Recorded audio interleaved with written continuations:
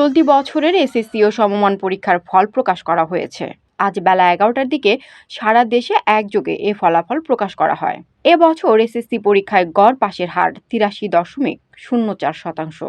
গতবার যা ছিল 80.39%। গতবারের তুলনায় এবার পাশের হার বেড়েছে।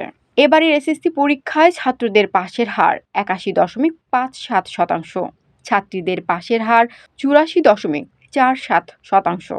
9টি সাধারণ শিক্ষা বোর্ডে পাশের হার 83.77%।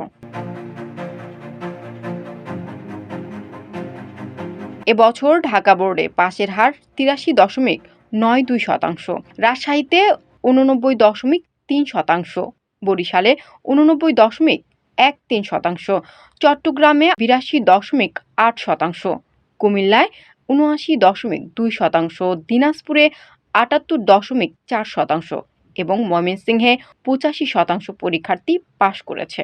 এছাড়া মাদ্রাসা শিক্ষা বোর্ডে পাশের হার 79.66%। আর বাংলাদেশ কারিগরি শিক্ষা বোর্ডে পাশের হার 78.92%।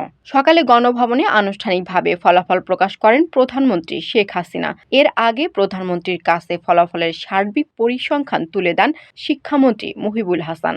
এরপর বিভিন্ন বোর্ডের চেয়ারম্যানরা তাদের নিজ নিজ বিভাগের ফলাফলের পরিসংখ্যান প্রধানমন্ত্রীর হাতে তুলে দেন। চলতি বছরের 15 ফেব্রুয়ারি এসএসসি ও সমমান পরীক্ষা শুরু হয়। পরীক্ষা শেষ হয় 12 মার্চ। এরপর 13 থেকে 20 মার্চ পর্যন্ত হয় ব্যবহারিক পরীক্ষা। এবছর 9টি সাধারণ শিক্ষা বোর্ড এবং মাদ্রাসা ও কারিগরি বোর্ডের অধীনে মোট পরীক্ষার্থী ছিল 20,24,192 জন। তানজিনা ইসলাম, জেপি নিউজ।